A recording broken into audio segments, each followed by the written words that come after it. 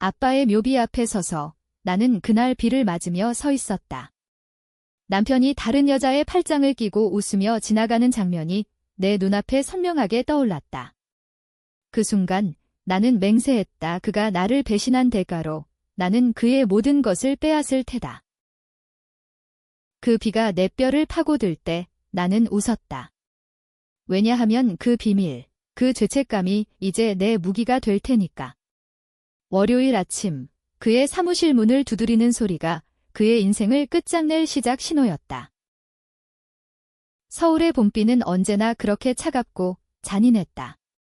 어버이날, 그날은 모든 가족이 모여 부모를 기리는 날, 하지만 나에게는 그날이 모든 것의 시작이자 끝이었다. 나는 지은이다. 30살, 서울 강남의 작은 아파트에서 남편 민호와 살고 있다. 우리는 대학 시절 만난 연인이었다. 그는 IT 회사에서 일하는 엘리트, 나는 평범한 마케팅 직원. 결혼한 지 5년, 겉으로는 완벽한 부부였다. 하지만 그 안에는 썩은 냄새가 스며들고 있었다. 아빠가 돌아가신 후 나는 그 빈자리를 민호로 채우려 애썼다. 그런데 그 녀석은 나를 채우는 대신 다른 곳에 빈자리를 만들었다. 어버이날 아침, 나는 일찍 일어났다. 민호는 아직 자고 있었다. 나는 부엌에서 카네이션 꽃다발을 준비했다. 빨간색, 엄마를 위한 것, 그리고 흰색, 돌아가신 아빠를 위한 것. 오늘 같이 가자, 민호야. 아빠 묘소에 은하는 속으로 중얼거렸다. 하지만 입 밖으로 내지 않았다. 그는 요즘 피곤하다고, 회사 일이 많다고 했다. 이해하려 애썼다. 하지만 그날 내 직감이 속삭였다. 무언가 잘못됐다. 나는 먼저 엄마 집으로 갔다. 마포구의 오래된 아파트. 엄마는 문을 열자마자 나를 끌어안았다. 지은아, 왔어. 민호는? 회사 일 때문에 늦을 거래요. 거짓말이었다. 나는 웃으며 꽃을 건넸다. 우리는 함께 식사했다. 엄마의 눈가에 주름이 깊어진 게 보였다. 아빠가 돌아가신 지 3년. 그날 사고 이후 엄마는 나를 더 의지했다. 내가 있어서 다행이야. 엄마의 말에 가슴이 아팠다. 왜냐하면 그 사고의 진실을 나는 숨기고 있었으니까. 아빠의 장례식 날, 나는 모든 것을 알게 됐다. 민호가 운전하던 차, 이 술을 마신 채 아빠가 동승자였다. 그들은 회사 프로젝트로 늦은 밤 귀가 중이었다. 민호의 실수로 차가 미끄러졌고 아빠가 먼저 충격을 받았다. 병원에서 민호는 울면서 나에게 고백했다. 지은아, 나 때문에. 하지만 회사에서 잘린다면 우리 미래가 없어. 제발, 나 대신 내가 운전했다고 말해줘. 아빠도 이해할 거야. 나는 미쳤다고 생각했다. 하지만 그의 눈물, 그의 절박함에 무너졌다. 나는 경찰에 그렇게 증언했다. 제가 운전했어요. 술도 마셨어요. 민호는 무사했다. 나는 집행유예로 끝났다. 아빠의 죽음은 내 죄책감으로 덮였다. 그 비밀을 아는 채 나는 어버이날을 보냈다. 엄마와 함께 아빠 묘소로 갔다. 국립현충원의 언덕 위 비가 내리기 시작했다. 나는 카네이션을 놓으며 속으로 빌었다. 아빠, 미안해요. 제가 대신했어요. 바람이 불어 꽃잎이 흩어졌다. 그때 내 휴대폰이 울렸다. 민호로부터. 사랑해, 지은아. 오늘 늦을게 나는 대답하지 않았다. 대신 그의 위치를 확인했다. 우리는 공유 앱을 썼다. 그 위치는 강남의 카페였다. 묘소에서 불과 20분 거리. 나는 엄마에게 먼저 돌아가라고 했다. 회사에 좀 들러야 해요. 택시를 타고 강남으로 향했다. 비가 세차게 내렸다. 카페에 도착했을 때 내 심장이 멎을 뻔했다. 유리창 너머 민호가 앉아 있었다. 맞은편에 그의 비서인 수진이, 그녀의 손에 카네이션 꽃다발. 빨간색. 그들은 웃고 있었다. 민호가 수진의 손을 잡는 게 보였다. 오빠, 어버이날 축하해. 엄마분께 드리라고 수진의 목소리가 창밖에서 희미하게 들려왔다. 민호는 고개를 끄덕였다. 고마워, 수진아. 내 덕분에. 지은이는 이해할 거야? 나는 그 자리에 얼어붙었다. 배신의 칼날이 가슴을 파고들었다. 어버이날, 부모를 기리는 날에 그는 나 대신 그녀의 어버이날을 대신했다. 내 아빠의 묘소는 비에 젖어 홀로 남았고 그는 다른 여자의 가족 행사에 참석했다. 나는 돌아섰다. 눈물이 비와 섞여 흘렀다. 하지만 분노가 더 컸다. 그 비밀, 그 죄책감 이제 그것이 내 무기가 될 터였다. 집으로 돌아온 나는 민호를 기다렸다. 밤 10시, 그가 들어왔다. 술 냄새가 났다. 미안, 지은아. 회사 회식이었어. 나는 미소 지었다. 괜찮아. 나도 재미있었어. 아빠 묘소에서 그의 눈이 살짝 흔들렸다. 그래. 잘 다녀왔어. 나는 고개를 끄덕였다. 하지만 속으로는 계획을 세웠다. 월요일, 그의 회사, 그곳에서 모든 것을 뒤집을 테다.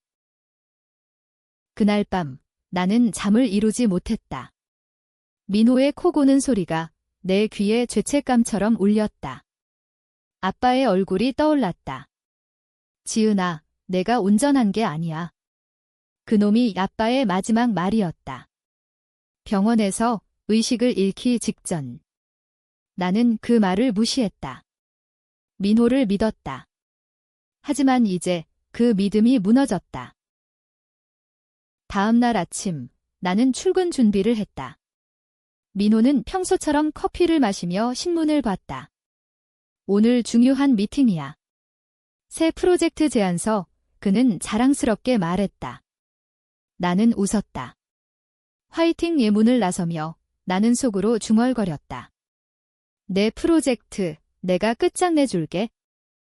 회사에 도착한 나는 평소처럼 자리에 앉았다. 하지만 내 손에는 USB가 쥐어져 있었다. 그 안에 아빠 사고 당일의 블랙박스 영상. 민호가 숨긴 그 영상. 나는 회사 서버에 접근할 수 있었다. 마케팅팀이라 그의 IT 부서와 연결되어 있었다. 비밀리에 복사본을 만들었다. 그리고 수진에게 보냈다. 익명으로. 이 영상을 보세요. 당신의 오빠가 숨긴 진실. 월요일 오후, 그의 미팅이 시작됐다. 나는 모니터링 앱으로 지켜봤다. 회의실에서 민호가 프레젠테이션을 시작했다. 갑자기 그의 핸드폰이 울렸다. 수진의 메시지. 그녀의 얼굴이 창백해졌다. 이게 뭐야? 수진이 소리쳤다. 회의실이 소란스러워졌다. 민호가 달려나갔다. 수진아, 그건 하지만 늦었다. 영상이 회의실 스크린에 투영됐다. 아빠의 차 안, 민호의 손이 핸들을 쥔 채 충돌 직전의 순간. 회사 전체가 들썩였다. 경찰이 불려왔다. 민호는 체포됐다. 지은아, 왜 나한테 그의 마지막 외침이 내 귀에 메아리 쳤다. 나는 병원으로 갔다. 엄마를 만나러. 엄마, 이제 모든 게 밝혀졌어요. 아빠의 진실. 하지만 그 순간 키스트가 왔다. 수진이 임신했다. 민호의 아이, 그녀는 울며 말했다. 지은 씨, 오빠는 나 때문에 당신을 속였어요. 하지만 그 영상, 당신이 준 거 맞죠? 왜 나한테, 나는 대답하지 않았다. 내 복수는 시작됐지만 이제 새로운 고통이 다가왔다. 체포된 민호를 면회한 날, 나는 그의 눈을 똑바로 봤다. 교도소의 차가운 철창 너머, 그는 더 이상 그 엘리트 남자가 아니었다. 수염이 덥수룩하고 눈 밑에 다크서클이 져 있었다. 지은아. 제발, 변호사 만나게 해줘. 그 영상은 어떻게 그의 목소리가 떨렸다. 나는 차갑게 웃었다. 어떻게? 내가 숨긴 그 블랙박스를 내 회사 서버에서 찾았어. 내 비밀, 이제 다 드러났네. 민호의 눈에 공포가 스쳤다. 그는 고개를 저었다. 아니야, 지은아. 그건 사고였어. 내가 운전한 건 맞지만 아저씨가 술을 강요했어? 프로젝트 스트레스 때문에 그의 변명은 익숙했다. 3년 전 병원에서 들었던 그 말들. 나는 그때 믿었다. 그의 미래를 위해, 우리 결혼을 위해. 하지만 이제 그 믿음은 독이 됐다. 강요. 아빠가. 너, 아직도 그 헛소리를. 나는 철창을 쥐었다. 손가락이 하얗게 질렸다. 그날 면회 후 나는 집으로 돌아가지 않았다. 대신 수진의 아파트로 갔다. 송파구의 고급 빌라. 그녀는 문을 열자마자 나를 끌어안으려 했다. 지은 씨, 고마워요. 그 영상 덕분에 오빠의 진짜 얼굴을 봤어요. 그녀의 배가 살짝 부풀어 있었다. 4개월 민호의 아이. 나는 그녀를 밀어냈다. 고마워. 그게 내 복수야? 아니면 그냥 내가 원하는 걸 얻으려고. 수지는 소파에 주저앉았다. 눈물이 흘렀다. 저는 오빠를 사랑해요. 하지만 그 비밀을 알았을 때 모든 게 무너졌어요. 어버이날 왜 나랑 갔냐고 물었어요. 지은이가 이해할 거야 라고 했죠. 하지만 이제 아이 때문에 오빠를 용서할 수 있을까요? 그녀의 말은 나를 흔들었다. 나는 왜 그녀에게 영상을 보냈을까? 민호를 파괴하려 했지만 수지는 무고한 피해자처럼 보였다. 아니, 그녀도 공모자였다. 그의 팔짱을 끼고 웃던 그날. 나는 수진에게 모든 걸 털어놓았다. 아빠 사고의 진실, 내가 대신한 죄책감. 나도 배신당했어. 내 오빠 때문에 내 인생이 망가졌어. 우리는 밤새 이야기했다. 그녀는 민호의 다른 비밀을 털어놨다. 회사 내 횡령. 프로젝트 자금을 빼돌려 수진의 가족 사업에 투자한 것, 그 돈으로. 우리 결혼 자금을 모았대요. 수진의 목소리가 떨렸다. 나는 충격에 빠졌다. 우리 결혼식 비용, 신혼여행 모두 더러운 돈이었다. 그날부터 내 복수는 더 깊어졌다. 나는 변호사를 고용했다. 민호의 재판을 도우면서도 뒤에서 증언을 조작했다. 아니, 조작이 아니라 진실을 조금씩 흘렸다. 제가 운전했다고 증언한 건 남편의 압박 때문이었어요. 법정에서 내 말에 민호는 절규했다. 지은아, 왜? 우리는 사랑했잖아, 사랑. 그 단어는 이제 메스처럼 느껴졌다. 엄마는 모든 걸 알게 됐다. 병원 침대에서 그녀는 내 손을 잡았다. 지은아, 왜 이제야? 아빠가 그렇게 죽었는데 엄마의 눈물에 내 가슴이 찢어졌다. 미안해요, 엄마. 제가 약했어요. 우리는 함께 울었다. 하지만 그 눈물 속에 결의가 피어났다. 민호의 파멸은 시작일 뿐 그의 가족, 그의 미래 모두를 무너뜨릴 테다.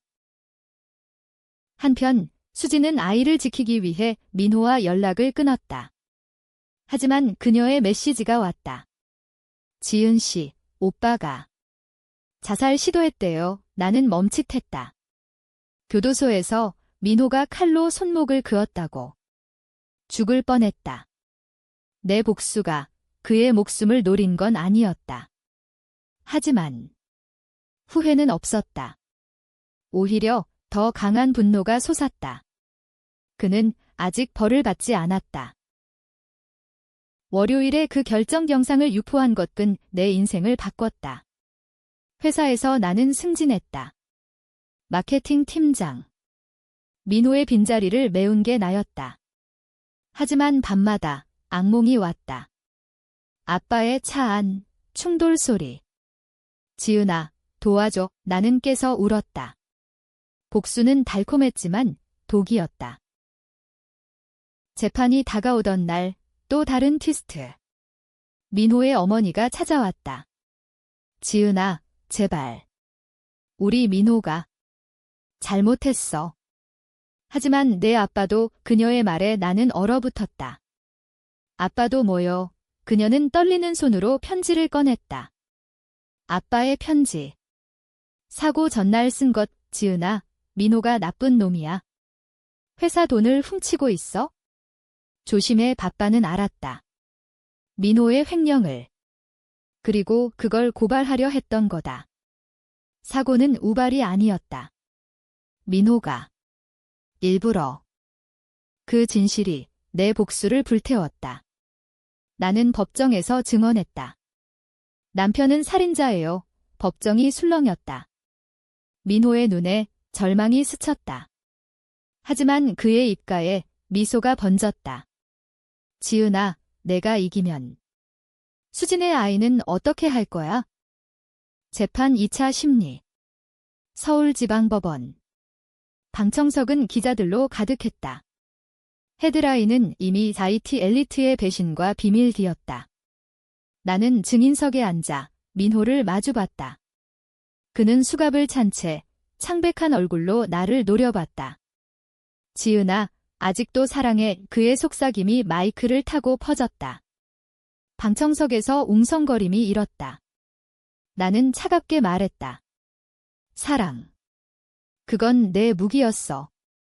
나를 속인 도구. 판사가 증언을 시작하라고 했다. 나는 숨을 골랐다.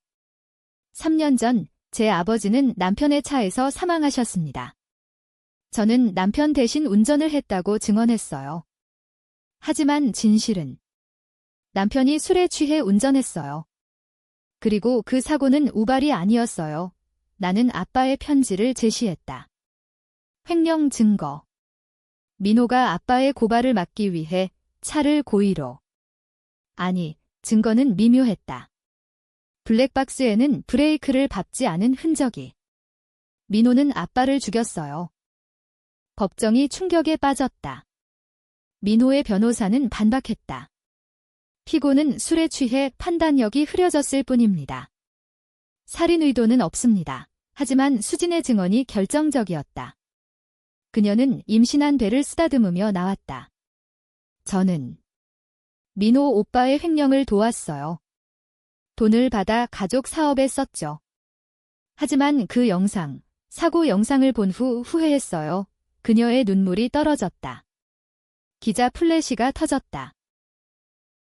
심리 후 나는 엄마와 카페에 앉았다. 지은아, 이제 끝나. 엄마의 목소리가 떨렸다. 나는 고개를 저었다. 아니요, 엄마. 아직. 민호의 어머니가 다시 찾아왔다. 이번엔 무릎 꿇고 빌었다. 제발 감형시켜줘. 민호는 내 동생처럼 키웠어. 나는 웃었다. 동생. 그는 살인자예요. 하지만 속으로는 갈등했다. 민호의 어린 시절 사진을 봤다. 가난한 집안, 열심히 공부한 소년. 그 배경이 그의 야망을 만들었다. 나도 그걸 알았다. 결혼 전 그가 지은아, 나 성공해서 너 행복하게 해줄게 라고 했던 그 밤. 그날 밤 수진이 전화했다. 지은 씨, 아이 이름 지은 거 알아요? 당신 이름이요. 민호 오빠가 제안했어요. 나는 핸드폰을 떨어뜨렸다. 왜 나의 이름을? 복수인가, 속죄인가? 나는 수진을 만났다. 그녀의 아파트.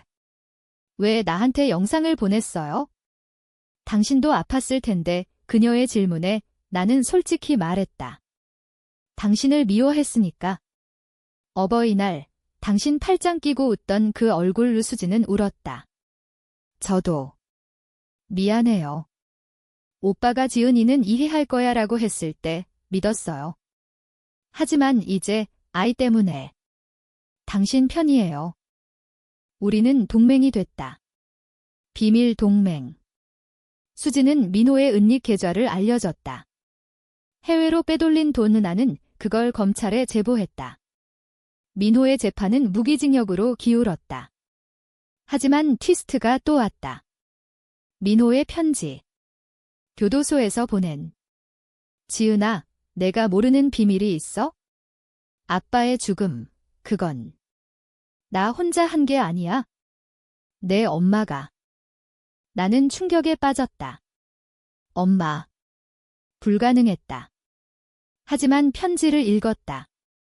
아저씨의 횡령, 내 엄마도 관여했어.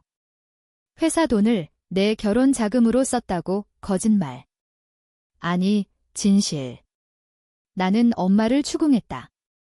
엄마, 민호 말 맞아요. 엄마는 무너졌다. 지은아. 미안해.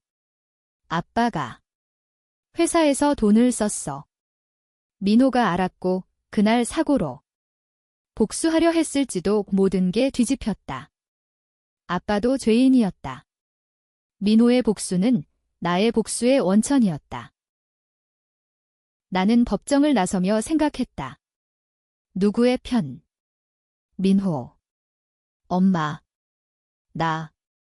세상이 회색빛으로 물들었다. 복수는 나를 자유롭게 할까? 아니면 더 깊은 지옥으로? 민호의 재판이 끝나갈 무렵 나는 그의 마지막 면회를 신청했다. 교도소 복도 발소리가 메아리 쳤다. 그는 더 여위었다. 지은아, 이제 알았지? 내 가족의 비밀, 그의 미소가 비틀렸다. 나는 고개를 끄덕였다. 그래, 민호야. 아빠도, 엄마도. 모두 더러웠어. 하지만 너는 그걸 이용했어. 나를 이용했어. 그는 철창에 손을 뻗었다. 이용. 사랑이었어. 내가 약해서 내가 대신 강해지려 했어. 성공해서 너를 지키려 했어. 그의 말은 독처럼 스며들었다. 사랑. 그 어버이날 수진의 손을 잡던 그 손이. 나는 웃었다. 사랑이라면 왜 배신했어? 왜 다른 여자의 어버이날에 갔어? 민호의 눈이 흔들렸다. 수진은 임신했으니까. 내가 아이를 못 가질 걸 알았잖아. 의사 말, 기억해? 그 스트레스, 내 죄책감 때문에 또 다른 비밀. 나는 아이를 잃었다. 결혼 2년 차, 유산. 그 후, 우리는 피임약을 먹었다. 하지만 민호는 몰래 피했다. 수진과의 관계는 그 절망 속에서 시작됐다. 나는 무너질 뻔했다. 너 빌불어. 그는 고개를 끄덕였다. 미안해. 하지만 내가 나를 용서할 거라 믿었어. 우리 다시 시작할 수 있어. 그의 제안은 미쳤다. 나는 일어섰다. 다시. 내 감옥에서 문을 나서며 나는 속으로 빌었다. 아빠, 엄마 누구도 용서하지 마. 집으로 돌아온 나는 엄마를 마주했다. 그녀는 짐을 쌌다. 지은아, 내가 떠날게. 내 인생 망쳐놨어. 나는 그녀를 안았다. 아니요, 엄마. 함께 싸워요. 우리는 민호의 재산을 동결시켰다. 그의 은닉 돈으로 아빠의 명예를 회복하는 기금을 만들었다. 하지만 수진의 전화가 왔다. 지은 씨, 아이가 위험해요. 스트레스 때문에 조산 위험이 유나는 병원으로 달려갔다. 수진의 병실. 그녀는 창백했다. 오빠 때문에. 아이를 잃을까 봐. 그 순간 내 복수가 흔들렸다. 민호의 피가 흐르는 아이. 나는 그녀의 손을 잡았다. 괜찮아. 내가 도울게 왜? 왜 적의 아이를? 하지만 그 아이는 무죄였다. 우리는 함께 민호를 만났다. 영상 통화로. 민호야, 내 아이야. 책임져. 그의 눈에 눈물이 고였다. 지은아. 고마워. 하지만 트위스트의 끝이 아니었다. 병원에서 나는 익명의 편지를 받았다. 지은 씨, 민호의 진짜 공모자 당신의 상사예요. 내 회사 상사, 프로젝트 팀장. 아빠의 사고, 그의 지시였다. 민호는 꼭두각시였다. 모든 게 연결됐다. 복수는 끝나지 않았다. 이제 더 큰 적. 나는 상사의 사무실로 갔다. 왜요? 왜 아빠를? 그는 웃었다. 돈 때문이지. 내 아빠가 고발하려 했어? 민호는 그냥 도구. 그의 고백에 나는 녹음기를 꺼냈다. 이제 내 차례야. 경찰이 불려왔다. 상사는 체포됐다. 민호는 무기징역에서 감형. 내 덕분이야. 지은아. 그의 편지. 세상이 뒤집혔다. 나는 자유로웠지만 텅 빈 껍데기였다. 어버이날의 비가 이제 내 안에서 내리고 있었다. 1년 후 서울의 겨울, 눈이 내린다. 나는 새로운 아파트에 산다. 민호의 재산으로 산 집. 그는 출소했다. 감형 후 사회봉사, 수진과 아이 지은과 함께 산다. 나는 그들을 멀리서 지켜봤다. 복수의 끝에서 용서가 싹 텄다. 아니, 무관심. 엄마는 회복됐다. 아빠 기금으로 유가족 지원센터를 열었다. 지은아, 내가 해냈어. 그녀의 미소가 따뜻했다. 나는 회사에서 부사장. 상사의 빈자리를 메웠다. 하지만 밤마다 그 월요일이 떠올랐다. 영상을 보낸 그 순간. 내가 대신했다. 민호가 어버이날 나를 대신했듯 나는 그의 인생을 대신 무너뜨렸다. 마지막 만남. 카페에서 민호와 그는 변했다. 지은아, 미안해. 모든 걸. 아이 사진을 보여줬다. 작은 지은, 내 이름을 닮은 눈. 나는 미소 지었다. 행복해, 민호야. 하지만 속으로는 아빠의 편지가 떠올랐다. 조심해. 이제 나는 조심한다. 사랑을, 배신을. 트위스트의 끝. 수진의 편지. 지은 씨, 민호가 다시 횡령하려 해요. 당신을 미워하거든요. 나는 웃었다. 복수는 순환한다. 월요일, 그의 새 회사 문을 두드릴 준비를 했다. 이번엔 영원히 끝내기 위해. 하지만 나는 멈췄다. 왜? 왜냐하면 그 순환에서 벗어나야 했으니까. 나는 편지를 찢었다. 이제 내 인생이야. 의 눈보라 속 나는 걸었다. 자유로, 하지만 영원한 그림자 안에서. 독자여, 누구의 편이야? 민호. 나. 아니면 그 아이. 논쟁하라. 왜냐하면 복수는 결코 끝나지 않으니까.